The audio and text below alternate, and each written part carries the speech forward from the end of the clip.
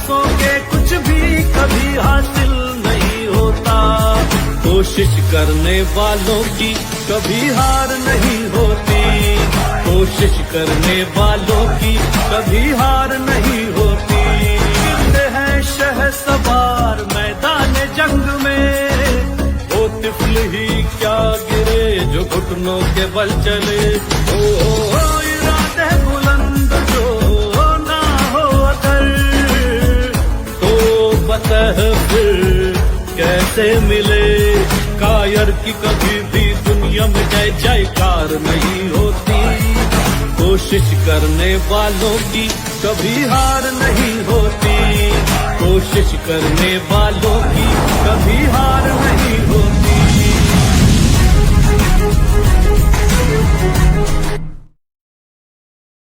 Hi everyone, good evening, नमस्ते, सत श्री अकाल, आदाब। बहुत बहुत स्वागत है आप सभी का द आरडीडी शो कोशिश करने वालों की कभी हार नहीं होती सीजन 2 में। और दोस्तों, हमारी आज की खास मेहमान है अनीना फिदा जी, जो कि पाकिस्तान में है। अनीना फिदा जी की बात करूँ तो उन्होंने अपनी मंत्र मुग्ध आवाज से लोगों को मंत्र मुग्ध किया है। जी हाँ दोस्तों, तो मिलते हैं हमारी आज की गेस्ट से और जानते हैं उनकी इंस्पायरिंग जर्नी के बारे में।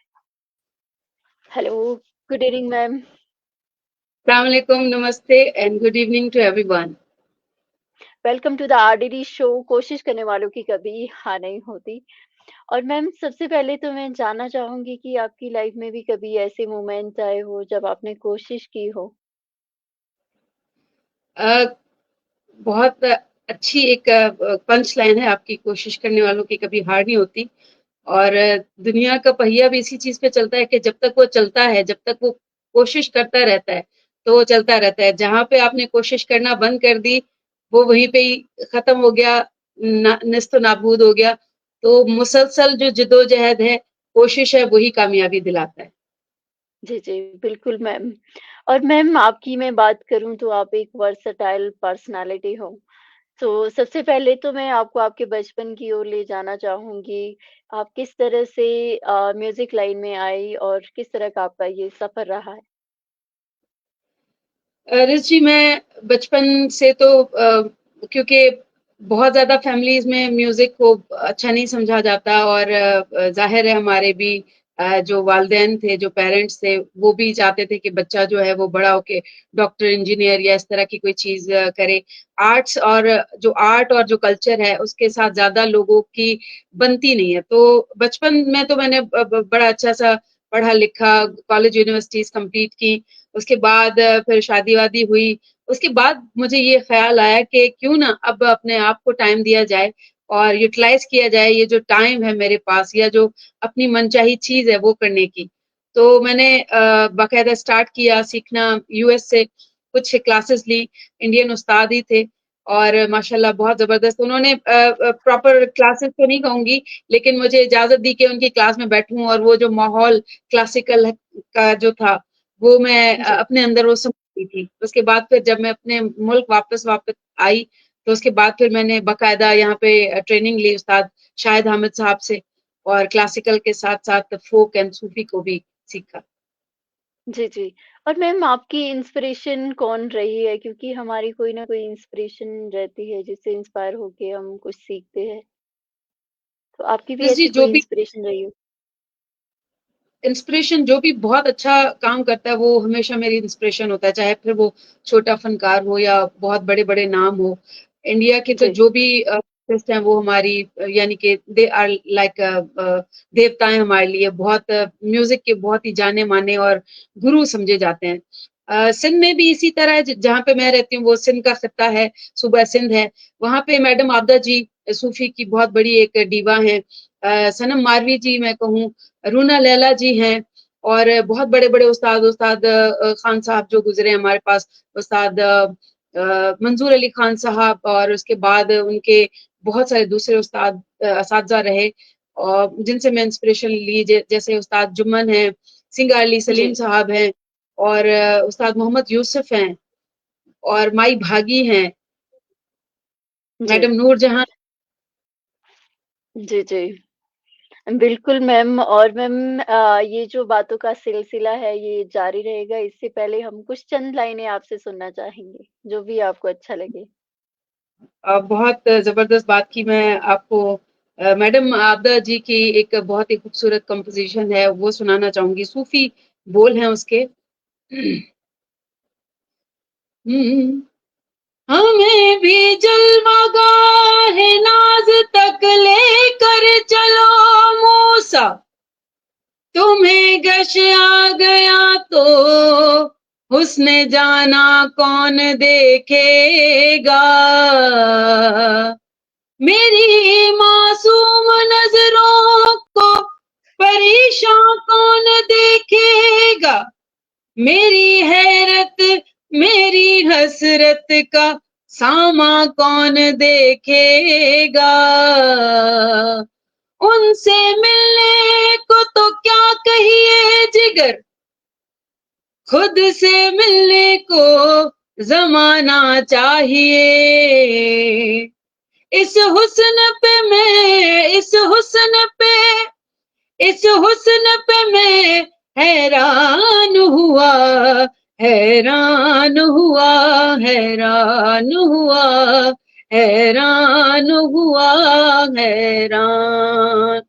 दिल किस पे मेरा, दिल किस पे मेरा नादान हुआ, हैरान हुआ, हैरान हुआ, हैरान हुआ, हैरान। क्या बात है मैम, क्या बात है! आपकी आवाज़ बहुत ही प्यारी है। Thank you so much. जी, जी। और मैम उसके बाद की जो जर्नी है, क्योंकि आपने काफ़ी प्रोग्राम भी किए, जिस तरह से आपने बताया कि आफ्टर मैरिज आपने सिंगिंग स्टार्ट की। तो ये सफ़र कितना मुश्किल था मैरिज के बाद आपके लिए? ऋषि एक बात तो यहाँ पे सभी जो भी ख़वातीन हैं, जो भी लेडीज़ हैं, महिलाएँ हैं, उनको मैं ज़रूर कहती हूँ कि जब तक आप में स्पार्क ना हो, तो कोई भी चीज़ आपको कहीं पे भी पहुँचा नहीं सकती। अगर आप में वो करेज है करने की, तो फिर आपके आपके सामने कोई भी रुकावट नहीं रहती। सभी रिश्ते बहुत खूबसूरत होते हैं, वालिदैन के भी रिश्ते बड़े खूबसूरत होते हैं, बच्चों के भी पेरेंट्स के साथ बड़े अच्छे रहते हैं, हस्बैंड-वाइफ हो, गर्लफ्रेंड, बॉयफ्रेंड हो, ये सारे रिश्ते तभी बहुत मज़बूत होते हैं जब एक-दूसरे का साथ दिया जाए। और अल्हम्दुलिल्लाह मुझे फैमिली की तरफ से फुल सपोर्ट रही है, अभी तक बहुत खुश होते हैं क्योंकि सिंध में म्यूज़िक को बहुत ही एक खूबसूरत दर्जा दिया जाता है। यहाँ पे उसकी प्योरिटी को बयान किया जाता है। सिंध में म्यूज़िक को कभी बुरा नहीं कहा जाता। तो मुझे कभी भी ये परेशानी नहीं हुई कि मैं जर्नी कर रही हूँ तो मुझे कोई रुकावट आ रही है या कोई मुझे टोक रहा है कि आप ये नहीं कर सकती। मैं ऑल इन ऑल हूँ और वो अपने अंदर से भी आता है। हर औरत को चाहिए कि वो जो करना चाहती है, वो खुद करेगी तो दूसरे उसको हिमताएँगे या उसकी मदद कर सकेंगे। जी, जी। बिल्कुल मैम, बिल्कुल। और कहीं न कहीं आप हम सभी के लिए एक इंस्पिरेशन हो, जिस तरह से आपने काम किया है। Really hats off ma'am. Thank you so much. बस ये मालिक के बड़े एहसान है, उन उसकी कृपा बनी हुई है। जब वो किसी बंदे को नवाज़ना चाहता है, असल में वो चाहता सभी को है, लेकिन जो जी। उसकी वो ज्ञान लेना चाहे और एक रस्सी पकड़ने की देर होती है, एक सिमत में जाने की देर होती है। मुझे तो ये लगता है कि आपके रास्ते बने हुए होते हैं, सिर्फ़ आपने चूज़ करने होते हैं और उसपे सीधा-सीधा चलना होता है। जी, जी। बिल्कुल मैम। और मैम आपने नेशनली, इंटरनेशनली शोज़ किए और टीवी पे भी आपने शोज़ किए। और जो आपका फर्स्ट एक्सपीरियंस था, उसके कुछ मोमेंट हम जानना चाहेंगे, क्योंकि कहीं न कहीं वो मोमेंट हमारे दिल के करीब होते हैं। प्रोफ़ेशनली मैं अगर बात करूँ तो जब हमारी क्लासेस हुआ करती थी और एक छोटी-सी बैठक हुआ करती थी हर जुमेरात को और सारे जी। म्यूज़िक के जो यहाँ पाकिस्तान में कराची में जो म्यूज़िक के असातिज़ा होते थे, उनको बुलाया जाता था उन उस नशिस्त में और हमसे फिर वो छोटा एक गवाया जाता था, एक 2 मिनट की परफ़ॉर्मेंस। एक बहुत ही खूबसूरत राग की बड़ी देवता और मैं कहूँगी कि वो देवता नहीं बहुत मोहब्बत करने वाली आयला रज़ा साहिबा, वो एक दिन हमारी इंस्टीट्यूट में आईं और जी, उन्होंने मुझे चूज़ किया कि आप एक परफ़ॉर्मेंस करेंगी। तो मैं समझी यही 5-6 लोग होंगे, ज़्यादा से ज़्यादा 20 लोग होंगे। तो जब मैं वहाँ पहुँची उस पंडाल में, तो मुझे हैरत और दहशत सी हो गई, क्योंकि वहाँ पे कोई हज़ारों लोग थे और परेशानी में मुझसे देखा नहीं जा रहा था कि मैं यहाँ पे कैसे परफ़ॉर्म करूँगी, क्योंकि मैं प्रोफ़ेशनल गायिका तो हूँ नहीं। तो उन्होंने कहा कि आप जी, बिस्मिल्लाह करके चढ़िए स्टेज पे। जब मैं स्टेज पे गई और मैंने एक फ़ोक सॉन्ग वहाँ पे गाया, तो बहुत ज़्यादा मुझे एप्रिसिएशन मिली और उस वक़्त मुझे बड़ा एक खूबसूरत लम्हा लगा कि आप में आपके जो इर्द-गिर्द लोग हैं, वो भी आपके साथ मिल जाते हैं जब आपका इरादा पक्का और अटल होता है। तो वो मुझे बड़ी जी, जी, खूबसूरत एक बात थी कि वो सारे जो भी कराची की जो भी कराची और सिंध के जो लोग थे, जो कि म्यूज़िक से बहुत ज़्यादा हम-आहंगी रखते हैं, वो आए बैठे और उन्होंने मुझे बड़ा एप्रिशिएट किया था। जी, जी। और मैम उसके बाद आपने दुबई एंड टोरंटो काफ़ी कंट्रीज़ में शोज़ किए, उसके बारे में भी हम जानना चाहेंगे? फर्स्ट मेरा शो इंटरनेशनल हुआ था अमेरिका में। साना एक ऑर्गेनाइज़ेशन है हमारी, जी, सिंधी लोग जो हैं, उनकी एक बनाई हुई नॉर्थ अमेरिका में है वो। तो उन्होंने मुझे वहाँ पे मदऊ किया था एज़ अ सिंगर और मैंने बड़ा ज़बरदस्त परफ़ॉर्म किया था, बहुत लोग खुश हुए थे। उसके बाद फिर माशाल्लाह से तांता बन गया और like half of the world मैं कॉन्सर्ट्स कर चुकी हूँ। उसमें बहुत सारी कम्युनिटीज़ जैसे सिख कम्युनिटीज़ के भी प्रोग्राम्स किए हैं, पंजाबी कम्युनिटीज़ के, उर्दू कम्युनिटीज़ के, सराइकी जी, कम्युनिटीज़ के, इवन पश्तो, बलोची। तो मुझे बड़ी खुशी होती है कि मैं जो भी ज़बानें हमारे मुल्क में बोली जाती हैं या इंटरनेशनली जो बोली जाती हैं, पंजाबी इंटरनेशनल लैंग्वेज है जैसे, और उर्दू जी, इंटरनेशनल है, तो वहाँ सभी सुनने वाले हैं। ज़ाहिर है इंडिया, पाकिस्तान में श्रीलंकन और बांग्लादेश सारे जो है वो इंडियन म्यूज़िक को और पाकिस्तानी म्यूज़िक को पसंद करते हैं। तो परफ़ॉर्म करते बड़ा मज़ा आता है और बड़ी ज़बरदस्त एक जोश और जज़्बा लगता है कि मैं पाकिस्तान से जा रही हूँ। वो ट्रैवल करना, वहाँ तक पहुँचना, वहाँ लोगों के साथ मिलना, अब मुझे लगता है दुनिया जी, वाक़ई एक ग्लोब जो विलेज होता है वो बन गया है। जी, जी। एक और मैम एक जब जी, प्लीज़। एक खुद जब जाके देखता है कि वैसे हम अगर अपने रूम में बैठे हों तो सोचते होंगे कि यार वहाँ पे क्या हो रहा होगा वहाँ पे। जब आप ट्रैवल करते हैं तो बाकायदा लगता है कि दुनिया गोल है। जी, जी, बिल्कुल मैम। और मैम आपने हर जॉनर में गाया है, चाहे हम क्लासिकल की बात, फ़ोक, सूफ़ी, ग़ज़ल ठुमरी की बात करें तो कुछ हम चंद लाइनें आपसे सुनना चाहेंगे। मैं मैडम रेशमा का एक फ़ोक कुछ लाइनें हैं आपके लिए ज़रूर गाऊँगी। मैडम रेशमा जो हैं वो हमारी हिंदू-पाक की बहुत ही खूबसूरत गायिका रही और जी, बहुत ही कमाल की आवाज़ उनकी जो अर्थी वॉइस है, जो सब फ़ील करते हैं, वो मैं आपको सुनाना चाहूँगी 2 लाइनें। जी, जी, बिल्कुल। हो दुनिया तो जगात में दुनिया तो जगात में ना तेरा लबा नी मैं चोरी चोरी तेरे नाल ला लईयां अखां वे नी मैं चोरी चोरी तेरे नाल ला लईयां अखां दुनिया तो जगात में दुनिया तो जगात में ना तेरा लबा नी मैं चोरी चोरी तेरे नाल ला लईयां अखां वे नी मैं चोरी चोरी तेरे नाल ला लईयां अखां मापियां दी पग वे मैं तेरे ਲਈ ਗਵਾਏ ਵੇ ਤੂੰ ਹਰ ਜਾਈ ਮੇਰੀ ਕਦਰ ਨਾ ਪਾਈ ਫਿਰ ਵੀ ਮੈਂ ਜਲੀ ਹੋ ਕੇ ਫਿਰ ਵੀ ਮੈਂ फिर भी मैं जली होके रात रात तक्का वे मैं चोरी चोरी तेरे नाल ला लईयां अखां वे वे मैं चोरी चोरी तेरे नाल। वाओ! क्या बात है ma'am. Thank you so much. आपको अच्छा लगा? यस, आपकी आवाज़ बहुत ही अच्छी है, बहुत ही प्यारी है, जो दिल को छू जाती है। और थैंक यू कहीं सो न मच। कहीं हमारी जो ऑडियंस है अ, उन्हें भी अच्छा लगा है। मंजीत कोहली जी हमारे साथ जुड़े हैं। Thank you so much sir and thank you so much everyone जो भी हमारे साथ जुड़े हैं। और मैम, एक सिंगर के लिए क्लासिकल सीखना कितना ज़रूरी होता है? क्लासिकल बेस होती है, बेसिक जो चीज़ है वो क्लासिकल है। जैसे हम मैथ्स पढ़ते हैं, जैसे हम अलिफ बे पे से स्टार्ट करते हैं, वैसे ही म्यूज़िक को समझने के लिए एक महान एक गुरु का होना आपके लिए आपकी ज़िंदगी में लाज़िम व मलज़ूम है।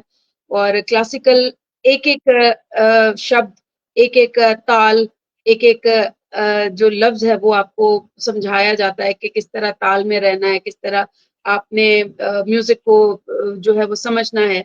तो ये सारी जो चीज़ें हैं क्लासिकल भी मैं मुझे जितना मुझे पता है, जितना उस्तादों से सुना है तो वो हमेशा ये कहते हैं कि फ़ोक जो है वो सबसे पहले पहला जॉनरा फ़ोक था, उसी में जी, सारी फिर चीज़ें थी। और जो नाप-तोल जिसमें की जाती है वो क्लासिकल है। उसमें बड़े अंतरे और स्थाइयों का बड़ा मेजरमेंट्स के साथ की जाती है। तो ये मैं समझती हूँ कि नाप-तोल वाला गाना जो है वो क्लासिकल है। फ़ोक जो है वो जी, आपके दिल की आवाज़ है, जो अंदर की आवाज़ है वो आप खुल के गा सकते हैं, जो आपकी जैसा दिल आपका चाह रहा होता है वो आप बोल देते हैं गाने के जी। थ्रू। बाकी क्लासिकल है उसके गुर याद रखना या उसके जो चीज़ें हैं वो बड़ी जी, जी, बिल्कुल सही कहा है। और मैम, फ़ोक की हम एक लाइन सुनना चाहेंगे, फ़ोक सॉन्ग की। मैं आपको अपने सिंध का जो राग है, राग राणो, उसमें शाह जी, लतीफ़ साईं ने हमारे सिंध के बहुत बड़े शायर हैं, महान शायर हैं। हम उनको अपने मुर्शिद शायर कहते हैं। शाह अब्दुल लतीफ़ भिटाई साईं। उनका मैं राग राणो आपको थोड़ा-सा सुनाना चाहूँगी। जी, जी। वो वो वो वो वो वो वो वो वो वो वो वो वो मुझा राणा राणा राणा वो अला ओ अला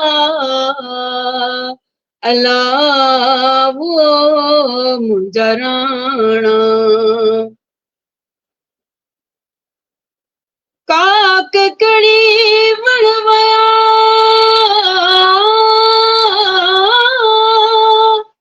ओ लूठो लोनाणो वो अला मैं पुजाणा सुपरी मुंहिंजो आतण राणो हाणे मुयनि सामाणो बोबो बोबो बोबो हो तोखे मुनासिब न में धरा अला अला अला वो मुंहिंजा राणा मूंखे वेठे मूंखे वेठे वरह लॻे विया मूंखे वेठे वरह लॻे विया राण लतो बिन रात राण लतो बिन रात राण लतो बिन रात राण लतो बिन रात मूंखे वेठे वरह लॻे विया मूंखे वेठे वरह लॻे विया राण लतो बिन रात राण लतो बिन रात राण लतो बिन रात राण लतो बिन रात वाओ! क्या बात है मैम। सिंधी बहुत म्यूजिक ही में बहुत कमाल। ही जी, जी, जी, बिल्कुल और मैम। मैं ये जो मैसेज है, ये तो फोकलोर्स है, हमारी कहानियां हैं, मूमल राणों की जी, दास्तान है। इसी तरह 32 राग हैं हमारे सिंध के राग, जो कि पाकिस्तान को प्रेजेंट करते हैं पूरी दुनिया में। हमारे अपने जी, राग हैं, शाह लतीफ साईं के राग हैं, सोरठ है, सुहनी है, उसमें जी, आसा है, मूमल राणो है, उसमें कोहारी है। बहुत ही खूबसूरत खूबसूरत राग है हमारे पास। एमन है, एमन तो पूरा ज़ाहिर है दोनों देशों का है, लेकिन जी, उसमें थोड़ा-सा हमारा जो फ़र्क है वो राग देस और सोरठ हमारा बड़ा मिलता-जुलता राग है। लेकिन बात ये जी, है कि क्रिएशंस हुई हैं और यहाँ पे जो भी सूफ़ी सेंट्स हैं, उन्होंने अपने राग मुतारिफ़ कराए। ये बहुत बड़ी बात है हमारे लिए। हम जो आर्टिस्ट हैं, वो बाकायदा कह सकते हैं कि हमारी अपनी चीज़ें हैं, जो कि मैं प्रेज़ेंट करना चाहती हूँ। जैसे मैंने आपको राणो सुनाया, इसी तरह जी, आसा है, उसके मैं 2 लाइनें सुनाना चाहूँगी आसा की। जी, जी, जी, जी, जी, हुँ, हुँ, अ, अभी मेरे ज़हन में क्योंकि राणो रच बस गया है, मैं दोबारा सुनाती हूँ आपको। जी, जी, कुछ जी, जी, कोई बिल्कुल। सवाल। हाँ, जी, जी। यस और मैम गज़ल भी गाते हो आप, ठुमरी? आवाज़ सही नहीं आई मुझे, दोबारा बोलिएगा। जी, जी। आप गज़ल भी गाते हो और ठुमरी भी गाते हो? जी। कोशिश ये होती है कि जी, जो भी सीखा है उसको अच्छे से परफ़ॉर्म करें और ज़ाहिर है एक लाइव गाने वाला, उसके लिए बड़ी मुश्किलें होती हैं। आजकल तो जितना कंप्यूटराइज़्ड दौर आ गया उतना गाना आसान हो गया। लेकिन हमने तो यही हमेशा सुना भी है और लोगों ने कहा भी है कि जितना अपने गले को आप पॉलिश करेंगे, जितना रियाज़त करेंगे, उतनी आवाज़ आपकी अच्छी होगी। ऑब्वियसली मैं अपने आप को बिगिनर और स्टूडेंट ही समझती हूँ, क्योंकि ये जो कला है, जो लाइव गाना है, वो बिल्कुल आसान नहीं है। और जी, जी, अपनी कुछ कंपोज़िशंस मैंने की हुई हैं, जैसे गज़ल्स हैं कुछ, मैं उसमें से आपको सुनाना चाहूँगी। ख़िज़ां की रुत जी, में गुलाब लहज़ा बना के रखना कमाल ही है, वो आपको सुना रही हूँ, मेरी अपनी कंपोज़िशन है। जी, जी। हुँ, ख़िज़ां की रुत में गुलाब लहज़ा बना के रखना कमाल ये है। ख़िज़ां की रुत में गुलाब लहज़ा बना के रखना कमाल ये है। हवा की ज़द पे दिया जलाना, हवा की ज़द पे दिया जलाना, जला के रखना कमाल ये है। ख़िज़ां की रुत में गुलाब लहज़ा बना के रखना कमाल ये है। ज़रा सी गंजिश पे तोड़ देते हैं सब ताल्लुक ज़माने वाले। ज़रा सी रंजिश पे तोड़ देते हैं सब ताल्लुक ज़माने वाले। सो ऐसे वैसों से भी ताल्लुक बना के रखना कमाल ये है। ख़िज़ां की रुत में गुलाब लहज़ा बना के रखना कमाल ये है। क्या बात है! क्या बात असल है! ये है कि दिल में है जो एक गलतियाँ वो माफ़ी की मैं नो, नो दरख्वास्त करती हूँ, एक्चुअली में क्योंकि मेरे तो रोंगटे खड़े हो गए, आपकी आवाज़ इतनी प्यारी है, दिल को छू जाती है मैम। और मैम थैंक आपने यू। गज़लें कंपोज़ भी की है, तो कंपोज़ करना कितना ईज़ी होता है? जब आप स्टार्टिंग में जब आप सीखते हैं, तो जो गुरु आपका होता है वो आपको वक़्तन-फ़वक़्तन या जैसे-जैसे आप उस काम में अच्छे होते जाते हैं, आपको हर गुर और वो हर चीज सिखाते हैं। तो इसी तरह जी। हमारे उस्ताद शाहिद अहमद साहब ने मुझे कंपोज करना भी हमें सिखाया।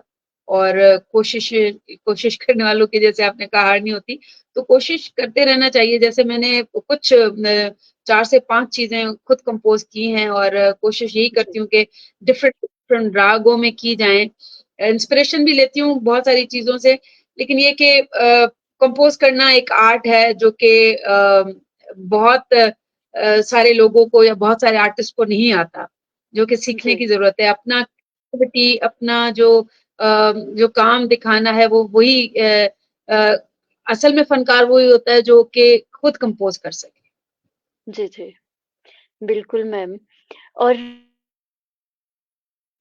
अगर मैं बात करूँ, काफ़ी प्रोग्राम दिए हैं, रक़्स-ए रूह प्रोग्राम जो धरती टीवी के लिए हुआ था, धरती टीवी नेटवर्क के लिए, उसके बारे में भी हम जानना चाहेंगे मैम। और पीटीवी के लिए भी आपने प्रोग्राम दिए हैं, तो वहाँ तक पहुँचना कितना मुश्किल था आपके लिए? रिज, मैं सच्ची बात बताऊं, जिसमें टैलेंट होता है ना, उसका रास्ता कोई नहीं रोक ही नहीं सकता। मुझे जी। कभी भी किसी चीज में मुश्किल कभी नहीं आई। अब मुझे लगता है कि अब मुश्किलें आने वाली हैं, क्योंकि जब आप किसी जगह या मकाम पे पहुंचते हो, फिर आपको सस्टेन करना बड़ा मुश्किल हो जाता है। आपको आपसे एक्सपेक्टेशन बढ़ जाती है लोगों की। तो वो अब मुझे जी। अब डर लगता है कि जो हमारी जो बचपना था, यानी कि सीखने में, वो अब हमें जो है वो क्विट करना चाहिए। अब बाकायदा जो उस्ताद असातिज़ा हैं, जो म्यूजिक के जानने वाले हैं, आम लोगों को तो हम सुना देते हैं, वो बहुत तारीफें भी करते हैं, लेकिन जो असल बात होती है वो उस्तादों के सामने परफॉर्म करना या वहां से पास होके आगे निकलना, वो अब एक्सपेक्टेशन उस्तादों की बड़ी हाई हो गई है। और अब उससे बड़ा डर लगता है कि अब हमसे एक भी गलती हुई, और मैं सच्ची बताऊं कि ये प्रोग्राम देख के मुझे उस्ताद ने फोन करना है और कहना है कि यहाँ पे आपने गलती की गाने में। तो ये चीजें जो है वो अब मुझे लगता है कि मुश्किलें हैं, वरना मेरा जर्नी बड़ा आसान रहा। पीटीवी भी मेरा अपना चैनल है, अपने पाकिस्तान का नेशनल चैनल है। उन्होंने हमेशा वेलकम किया मुझे। धरती टीवी पे मैंने काम किया, रक़्स-ए रूह और तंद तमार के नाम से। तो जी। वहां पे मैंने जो भी हमारे खत्ते के जो भी गाने वाले हैं, अच्छा गाने वाले हैं, सूफी और फोक गाने वाले हैं, मैं क्योंकि सूफी और फोक की प्रचार करती हूँ, तो मैं चाहती हूँ कि उस काम को आगे बढ़ाया जाए। और उसी सिलसिले में फिर मैं मधु करती थी मेहमानों को, और सिंगिंग से मुतालिक उनसे सवाल जवाब करना, और उनके जो भी अपने कंपोज किए हुए सॉन्ग्स होते थे, या क्या वो नया कर रहे हैं, सिंध धरती को वो क्या दे रहे हैं, अपना जो जी। काम है वो किस तरह दुनिया तक पहुंचा रहे हैं। तो वो फिर वो हमें आके सुनाते थे। उसमें बहुत बड़े बड़े नाम भी मेरे पास आए। अल्लाह का बड़ा करम और उसकी बड़ी मेरे ऊपर जो है वो दया रही कि उसने जब भी दिया तो मुझे बड़े खुले दिल से दिया। और मुझसे कहीं कहीं ये भी हुआ कि मैंने उसको इतना जहां पे मुझे ज्यादा उठाना चाहिए था वहां से उठा नहीं पाई, लेकिन बड़े मालिक के एहसान है कि इज्जत और आबरू के साथ जो है मैं इस काम को सरअंजाम दे। जी। जी। बिल्कुल मैम। और मैम, आपने सिंध कल्चर को भी नेशनली इंटरनेशनली प्रमोट किया है। आपकी हेलो। आवाज। जी। जी। आपने सिंध कल्चर को भी नेशनली इंटरनेशनली प्रमोट किया है। मेरी लैंग्वेज को। जी। जी। सिंध जो कल्चर है आपका। कल्चर। जी। जी। सिंध कल्चर इसीलिए क्योंकि जब आप जिस चीज से आप बिलोंग करते हो, जो आपके अंदर रचा बसा होता है, अगर वो आप उसको अगर आप नहीं उठाओगे और उसको अगर ऑन नहीं करोगे, तो कोई भी दूसरी लैंग्वेज आपको कभी ऑन नहीं करेगी। सिंधी मेरी अपनी जी। लैंग्वेज है, मदर लैंग्वेज है, मदर टंग है मेरी। इसके बाद सेकंड जो है वो सराइकी है मेरी। उसके बाद जो नेशनली हमारे पास बोली जाती है, जो मादरी जबान है, वो उर्दू है मेरी। और जो इलाकाई ज़बान है उसमें पश्तून है, उसमें बलोची है, उसमें हिंदको है। ये सारी अपनी ज़बानें, लेकिन मेरी अपनी जो ज़बान है वो सिंधी है, जो कि मैंने अपनी माँ की गोद से सीखी, और उसी में मैं काम करना चाहती हूँ। और मैं बताना चाहती हूँ दुनिया को कि ये जो सिंधी सिंगिंग है, जो सिंधी संगीत है, वो असल में क्या जी। है। क्योंकि पंजाबी बोलने वाला पंजाब को प्रमोट करेगा, इसी तरह मेरा फर्ज बनता था कि मैं अपने लैंग्वेज को या अपना कल्चर जो है उसको मैं प्रमोट करूं, क्योंकि मेरे पास अपनी चीजें तो हैं, हमारे पास कल्चर भी है, हमारे पास सिंगिंग भी है, हमारे पास अपने राग भी हैं, हमारे पास अपने इंस्ट्रूमेंट्स भी हैं। सिंध जो है वो ऐसा खित्ता है, इतना जरखेज खित्ता है जो कि प्रोड्यूस करता है हर चीज को। हमारे पास अपनी हिस्ट्री है, मोहनजोदड़ो की आप उठा के देख लें, 8,000 साल पुरानी वो हिस्ट्री देखते हैं तो उसमें भी हमारे पास डांसिंग गर्ल मिलती है, वहां पे भी हमें किंग प्रेस मिलते हैं, वहां पे भी हमें बोनिंडो साज मिलता है, वहां पे चंग मिलता है हमें जो कि बजाया जाता था, और बाकायदा मिट्टी से बने हुए वो औजार हैं, वो इंस्ट्रूमेंट हैं जो कि आज तक हमारे पास हैं और हम वहां पे यहाँ पे यूज कर रहे होते हैं। जी, जी। और मैम एक गाना और सुनना चाहेंगे आपसे? मैं जरूर सुनाऊंगी, परचन शाल पंहार आसाम में है, वो आपको सुनाऊंगी। जी, जी। हो परचन शाल, हो परचन शाल पंहार ढोल्या मारू मुसा, परचन शाल पंहार, परचन शाल पंहार ढोल्या मारू मुसा, परचन शाल पंहार। हो परचन ला परचन आ परचन शाल पंहार ढोल्या मारू मुसा, परचन शाल पंहार। मुँह मोरायो मंदियों में आ, मुँह मोरायो मंदियों में आ, आहिन सेण सतार ढोला मारू मुसा, परचन शाल पंहार, परचन शाल पंहार ढोल्या मारू मुसा, परचन शाल। वाओ! क्या बात है ये मैम।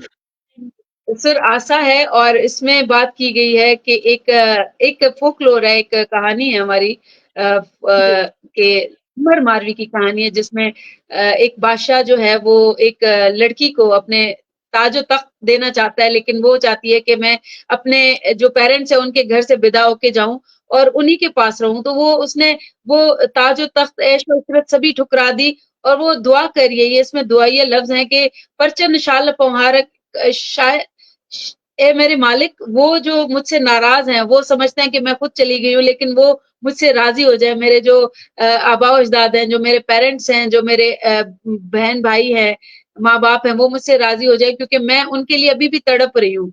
मुझ में बुराइयां हैं, मुझ में मैं गंदी हूँ, लेकिन वो बड़े साफ सुथरे हैं, क्योंकि उन्होंने मुझे पैदा किया है और वो जो चाहते हैं, मैं उन्हीं अपने वो कच्चे घरों में रहना पसंद करूंगी, लेकिन मैं अपने आबरू पे कभी भी सौदा नहीं करूंगी।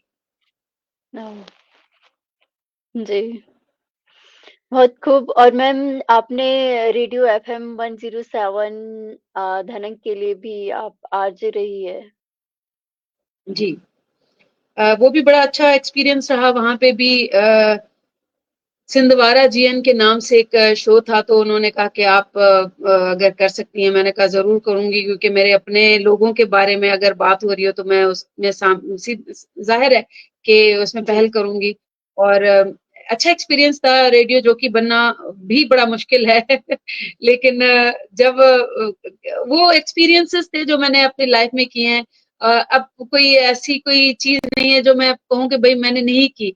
लेकिन अब मुझे ये है कि अब मैं म्यूजिक में बड़ा अच्छा काम करना चाहती हूँ, कोलैबोरेशंस करना चाहती हूँ अपने फनकारों के साथ, और इंटरनेशनली भी इंडिया में काम करना चाहती हूँ, क्योंकि ये बड़ी एक मेरी विश है। वहाँ के जो क्या महान गायक हैं वहाँ पे, क्या नाम है, क्या उनकी आवाजें हैं, वो जो आप कहती है ना रोंगटे खड़े हो जाना, श्रेया घोषाल की आप आवाज सुने, जी, मैं तो कहती हूँ, मैं तो बिल्कुल ही फैंट हो जाती हूँ कि क्या कमाल, सोनू निगम की क्या आवाज है। और उस्ताद जी, राशिद खान साहब की आवाज मोस्ट फेवरेट मेरे है वो उस्ताद रहे। तो एक-एक आवाज़ जी, वहाँ की, हमारे पास भी बहुत खूबसूरत आवाज़ें हैं, अभी उनको इतना पॉलिश करके या उनको इतने मौके नहीं मिले बाहर आने के, क्योंकि हमारा जो सिंध है वो बड़ा कंजेस्टेड है, वहाँ पे जो चीज़ें हैं वो बड़ी ढकी-छुपी हैं, खुल के बाहर नहीं आती। लेकिन मैं ये उम्मीद करती हूँ कि हमारा भी एक दिन सिंधी म्यूजिक का भी एक नाम होगा, एक उसकी पहचान होगी, लोग चाहेंगे कि वो आके आप सुनाए। उस्मान मीर जो है इंडिया के, वो बड़ा खूबसूरत जी। सिंधी गाते हैं, वो मेरे फेवरेट हैं। ओह! डेफ़िनेटली मोस्ट वेलकम आपका मैम, आप इंडिया आ सकते हो। और मैम आपको एज़ अ गेस्ट भी काफ़ी टीवी चैनल ने इनवाइट किया है, उसके बारे में भी हम जानना चाहेंगे। रिजवी मुझे बहुत सारे चैनल्स पे मैं गई हूँ, वहाँ पे लाइव म्यूजिक ही किया है मैंने। इंटरनेशनली भी बहुत सारे चैनल्स पे गई, और जब मैंने उनको बताया, इवन जी, मैं बात करूंगी कि अपने ही मुल्क के लोगों को सिंधी म्यूजिक का नहीं पता। अगर मैं कहूँ कि हमारे पंजाब को हमारे सिंधी म्यूजिक का नहीं पता, या खैबर पख्तूनख्वा को नहीं पता, बलूचिस्तान को नहीं पता कि सिंध के अपनी चीजें क्या हैं। वो अगर इंटरनेशनली में गई और वहां पे जाके जब मैंने इंटरव्यूज दिए, जब मैंने शाह सही का राग उनको सुनाया, जब सचल का राग मैंने उनको सुनाया, तो वो हैरत में डूबे हुए थे कि ये चीजें हमें क्यों नहीं पता, क्योंकि हमारी तरफ से कभी भी वो चीज आगे गई नहीं।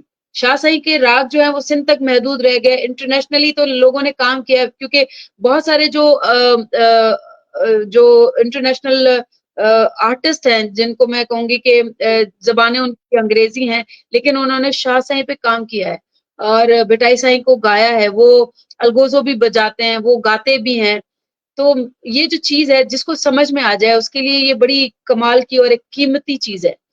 तो वहां पे भी जब मैं गई, कनाडा की बात करूंगी, या मैं अमेरिका की बात करूंगी, मैं कतर की बात करूंगी, वहां पे जब बड़े बड़े चैनल्स ने मुझे बुलाया, वहां पे जाके मैंने इंटरव्यू दिया, तो वो हैरत ज़दा थे कि हमने अभी तक राणों को कभी नहीं सुना, हमने कभी कोह्यारी नहीं सुना, हमने कभी आसा नहीं सुना, हमने कभी भी सोरठ नहीं सुना। तो ये चीजें हमसे क्यों गायब हैं, या हमने हमारी अभी तक पहुंच क्यों नहीं वहां तक पहुंची। मैडम आपदा के बाद जी, सिंध में ऐसा कोई नाम सामने नहीं आता। सनम मारवी हैं, अल्लाह उनको बड़ी हयाती दे, बहुत खूबसूरत काम करती हैं, हमारा नाज भी है, हमारा फखर भी है। वो एक जी, अच्छा काम करी, वो सिंध से जो है वो सिंध को प्रेजेंट करती हैं दुनिया में। और उनके बाद जो है बहुत सारे असातिज़ा जो अब इस फानी दुनिया में नहीं रहे, उन्होंने भी बड़ा अच्छा काम किया। लेकिन अब जो न्यू जनरेशन है, और न्यू जनरेशन के बड़े मसले मसाइल होते हैं, वो उनको तो बहुत सारी चीजें लैंग्वेज का भी नहीं पता होता, और वो म्यूजिक को किस तरह वहां तक पहुंचाना, ये हमारी जिम्मेदारी है, जो कि अब आर्टिस्ट बनने जा रहे हैं या आर्टिस्ट बने हुए हैं। ये जो अपनी चीजें हैं उन तक पहुंचाना, ये हमारा अब काम है। बिल्कुल मैम। जी, जी, और इसके बारे में भी हम जानेंगे क्योंकि न्यू जनरेशन की अगर बात करें तो न्यू जनरेशन शॉर्टकट अपनाना चाहती है। तो जी, अब इसके दोनों देशों में यही हो गया है यस, रिद्धि। जी। आवाज और असल में आजकल ऑटो ट्यून का यूज़ भी होता है मैम। बहुत ज्यादा। अब तो मैं यही कहती हूँ, दोनों देशों में अब जो है वो कलाकार जो है वो बहुत आसानियां चाहते हैं, मुश्किल चीजों में जी, जाना नहीं चाहते, और रियाज़त को नहीं अपनाना चाहते। लाइव उनसे अगर कोई बोले कि आप कुछ लाइव सुनाएँ, तो वो परेशान हो जाते हैं कि अब हम क्या करेंगे, कैसे सुनाएँगे, क्यों? और क्योंकि वो सिर्फ़ एक सीडी पे गाने वाले, या आप उनको वो सिर्फ़ वोकल ऐड करते हैं और म्यूज़िक पूरा उनके पास बना होता है। लाइव इंस्ट्रूमेंट पे गाना, ये आप ही की तरफ से हमें आया था, जो क्लासिकल गाना, या इंडिया की तरफ से। और जी, ज़ाहिर है म्यूज़िक में गुरु है, पूरी दुनिया का इंडिया जो है वो म्यूज़िक में गुरु है, इसको हम मानते हैं। यही चीज़ जो है वो अ, प्रोड्यूस तो हो रही है, लेकिन अब कम होती जा रही है, जो कि बड़ी एक परेशानी की बात भी है कि म्यूज़िक को इंस्ट्रूमेंट्स और म्यूज़िक जो है वो कभी मासूम नहीं पड़ने चाहिए। इंस्ट्रूमेंट्स का क्या काम है, फ्लूट का क्या काम है, सुरिंदों का क्या काम है, ढोलक का क्या काम है, आपके बैंजो का क्या काम है, आपके बाजे का क्या काम है, ये काम रहती दुनिया तक रहना चाहिए, क्योंकि इसके साथ जुड़े हुए जो लोग हैं, उनकी ज़रिए मुआश भी यही है, म्यूज़िक ही है, इंस्ट्रूमेंट ही हैं। तो उनको हम अगर कन्वर्ट कर देंगे, कंप्यूटराइज़ कर देंगे, तो वो फिर उनका क्या होगा? जी, जी। बिल्कुल सही कहा है मैम। और कहीं न कहीं हमें सीखना चाहिए क्योंकि जो हमारा क्लासिकल है, वो बहुत प्योर है।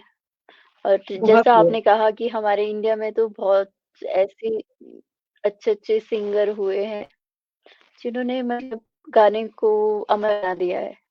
चाहे हम लता जी की बात करें, किशोर दा, मोहम्मद रफ़ी साहब, हमारे ऐसे फनकार हुए हैं जो कि हमेशा अमर रहेंगे। हाँ, हाँ, हाँ, हाँ। बहुत कमाल की चीज़ें जी मैम। और बहुत के लोग जो कि अपना काम और अपनी आवाज़ दुनिया तक दे गए, वो अमर हो गए। आवाज़ें जी, कभी जी, जी, खो नहीं सकती। जब तक ये दुनिया कायम है, उनकी आवाज़ें कायम रहेंगी। ये ज़िंदा है हमारे दिलों में, हमारे दिमागों में, हमारी आवाज़ों में। हम उन्हीं का गा के यहाँ तक पहुँचे हैं और आगे भी इंशाल्लाह जो भी जनरेशन आ रही हैं, वो भी उन्हीं से सीखेंगे क्योंकि वो मैं समझती हूँ कि पहला दर्जा उन्हीं का है, उसके बाद जो भी नया सीखने वाला है, हमेशा सीख के आना चाहिए और इंस्पिरेशन उन्हीं को रखना चाहिए कि उन्होंने क्या किया, क्या आवाज़ें जी, जी, लगाते थे, क्या एक-एक सुर पे टिकाव होता था। अब जी, आप किसी से पूछो कि सुर पे सा पे रुक के दिखाओ, पा पे रुक के दिखाओ, उनको मालूम ही नहीं कि हमने वहाँ पे स्टे कैसे करना है एक सुर पे। जी, राइट मैम। हालाँकि हालाँकि हम भी बहुत कोई मंझे हुए नहीं हैं। हम भी अभी स्टूडेंट ही हैं, हम भी सीख ही रहे हैं। लेकिन कोशिश तो जारी है ना कि कोशिश कर रहे हैं कि ये चीज़ जो है वो हमसे अच्छी हो पाए और ये मुसलसल कोशिश ही रहेगी क्योंकि ये गाना या यहाँ गले से, चेस्ट से आवाज़ निकालना, पेट से आवाज़ निकालना, ये कोई आसान या कोई मामूली बात ही नहीं है। जी, जी, जी, बिल्कुल मैम। और मैम आपने नेशनली समाज पे किया गया है, आपने जो इतना काम है, तो उसके बारे में भी जानना चाहेंगे। काफ़ी वैसे अवार्ड्स आपको मिले हैं। वो कैसा मोमेंट रहा है आपके लिए जब आपके काम को सराहा जाता है? मुझे हमेशा बहुत ज़्यादा खुशी होती है, लेकिन मुझे लगता है कि अभी मैंने काम स्टार्ट ही नहीं किया। मुझे लगता है कि मैंने अभी कुछ भी नहीं किया। जब तक आप खुद से सैटिस्फाई नहीं रहते, तो आपसे अच्छे काम होते रहते हैं। जिस दिन आप अपने खुद से जी, सैटिस्फाई हो गए, तो आप तो फिर आपका काम रुक गया। तो मैं चाहती हूँ कि ये जो जद्दोजहद है मेरी जारी रहे और मैं कभी भी सैटिस्फाई ना हूँ अपने आप से। मैं कभी भी कुल होना ही नहीं चाहती। मैं चाहती हूँ कि मैं सीखती रहूँ। हर हर एक बंदे से जो अच्छा काम कर रहा हो उससे मैं सीखती रहूँ। और जब तक आप सीखने वाले जो ज़हन में चीज़ रखते हैं कि मैंने सीखना है, तो आप बहुत ज़्यादा अच्छा और फ़ाइन काम देते हैं। जब आपने ये कह दिया कि भई अब तो मैं उस्ताद बन गया या मैं अब सीख गया, अब मैं मुझे आता है, तो फिर आपका काम रुक जाता है, फिर आप नहीं कर पाते हो कुछ भी। जी, जी, बिल्कुल मैम। और मैम जाते-जाते हम एक सॉन्ग सुनना चाहेंगे आपसे, जो भी आपको अच्छा लगे। मैं पठान खान का एक बहुत सूफ़ी सॉन्ग है वो आपको कलाम है वो सुनाना चाहूँगी। जी, और सो मच आपने इतना ज़बरदस्त टाइम दिया, आपने मुझे लाइव लिया और आपके लोगों तक मैं पहुँची। हमारे अपने लोग हैं सारे हमारे दिल में रहते हैं क्योंकि मोहब्बत जो है वो मेरा पैगाम है और जहाँ तक जाए मेरे लिए वो खुशनसीबी है और सूफ़ी का जी, काम भी मोहब्बत ही बाँटना है। मेरे कलाम में भी हमेशा यही होता है कि मैं मोहब्बत को ज़्यादा फ़ोक़ियत देती हूँ और सूफ़ी का पैगाम भी मोहब्बत है। सूफ़ी कहता है कि मोहब्बत बाँटो जितनी हो सके और दुनिया रहेगी कायम जब तक आप मोहब्बत बाँटते रहोगे। सो थैंक यू सो बिल्कुल। मच और आखिरी कलाम आपके लिए। जी, जी। गंढिया मैदियां खोलना माही हिन तेरियां से गंढियां अटक जटक रोवन अखियां हालियां ਅਤੇ ਪੈ ਗਈਆਂ ਚੀੜੀਆਂ ਵੋ ਗੱਡੀਓ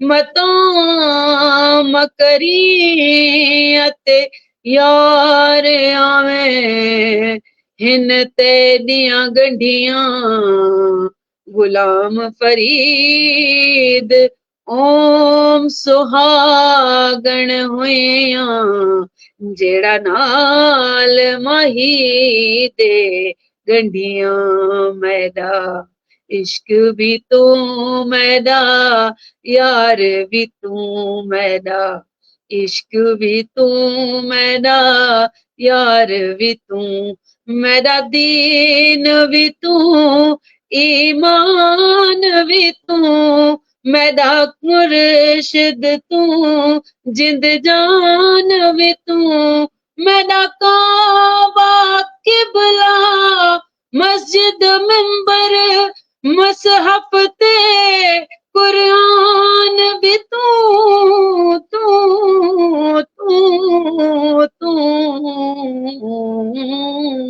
मैदा इश्क भी तू मैदा यार भी तू मैदा इश्क भी तू मैदा यार भी तू thank you so much ma'am, thank you so much. और मैम जाते-जाते क्या मैसेज देना चाहोगी आप हमारे ऑडियंस को जो हमारे साथ जुड़े हैं? मैं उनका शुक्रिया अदा करना चाहूंगी। Thank you so much. आपने इस काबिल समझा, बल्कि आपका भी शुक्रिया कि आपने काबिल समझा के इस प्लेटफॉर्म पे मुझे लेके आई। आपके प्रोग्राम में बहुत खूबसूरत और महान हस्तियां आ चुकी हैं और मैं गुनाहगार हूँ। मुझे अगर ये स्टेज मिला है तो भी मालिक की बड़ी बड़ी मुझ पे मेहरबानी है, कृपा है उसकी। और जो लोग जुड़े हुए हैं उनकी बड़ी मेहरबानी। मोहब्बतों में याद रखें, मोहब्बतें फैलाएं। हम इंसान जो है वो दुनिया को तभी कायम रख सकते हैं जब हम मोहब्बत फैलाते हैं। मोहब्बत रखी मन में रंदा रोड़िया जिन तिन जो सराफन अण तो रोया घामियो। जिसने मोहब्बत दिल में रखी उसका कोई भी उसको पूछेगा नहीं कि तुमने कौन सी नेकियां की, कौन सी बदियां की। जब तुमने मोहब्बत रखी तो तुमने पूरी दुनिया को फतह कर लिया। बिल्कुल ma'am, thank you so much ma'am. आपने अपना कीमती समय हमें दिया और बहुत ही अच्छा लगा मैम आपको सुनकर और बहुत कुछ सीखने का मौका मिला। Thank you so much ma'am. अपनी दुआओं में याद बाय-बाय। रखिएगा। Thank you so much. जी, जी। Thank you so much everyone और इसी तरह से देखते रहिए द आरडीडी शो, कोशिश करने वालों की कभी हार नहीं।